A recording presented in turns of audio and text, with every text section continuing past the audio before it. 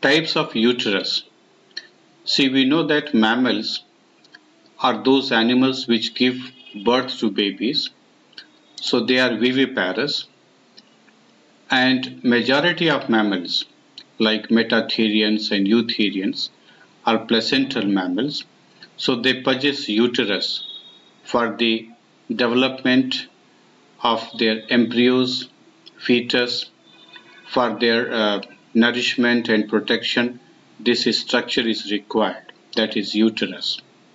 And we find that this structure could be a single structure or it could be paired one. And uterus develop from the Mullerian ducts. So Mullerian ducts are paired structures which are mesodermal in origin, which differentiate into fallopian tube and uterus. The uterus could be of four different types: duplex uterus, bipartite, bicornuate, and simplex type.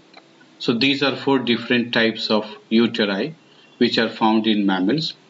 Let us see that which of the mammals possess these different types of uterus and what are the other characteristics of these uteri.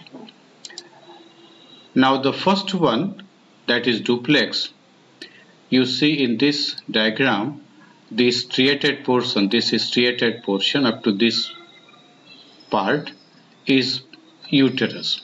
So we are observing that there are two uteri, two independent structures.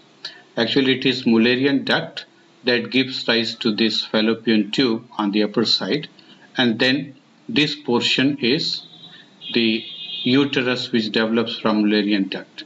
In several animals, even the upper part of vagina that also develops from the Mullerian duct. So here the two uteri are totally independent structures. They are completely separated and they open separately into the vagina. In case of some metatherian mammals, even the upper part of vagina may be divided into two. But in case of bipartite, we find that the two horns, two segments of uterus are separate in most of the regions. Only in the posterior portion, both uteri fuse and open as a single cervix or as a single opening into the vagina. So the duplex type of uteri open separately in the vagina and they are found in marsupial mammals like kangaroos, opossums, and also in rodents like mice, rats, and guinea pigs. Whereas the other bipartite uterus that remains separated for most of their length and fuse at lower end but share a single cervix, a single opening that opens into the vagina. Now it is found in ruminant animals like deer, cattle, and also in carnivorous animals like tigers, lions. The other two, that is bicornuate and simplex uteri, could be seen in this diagram. See, in case of bicornuate, if we see the total length of this uterus, which is extending from this upper portion up to this lower portion, then we find that almost half anterior portion is separated one. See here, this anterior portion is separate from the other one. So there are two separate horns, but remaining half portion that gets fused. So this is characteristic of bicornuate. In case of bipartite, we observed that all along the length, the two horns are separate. Only both horns, combine or join at the posterior portion.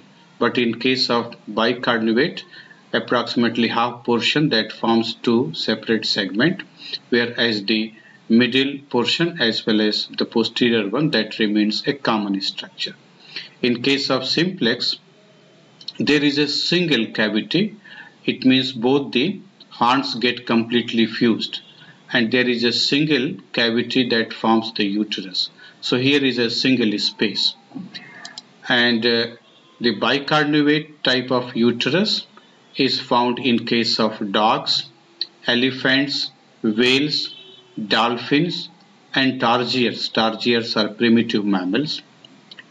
Whereas the simplex type of uterus is found in case of higher primates like human, chimpanzee, gorilla, and monkeys.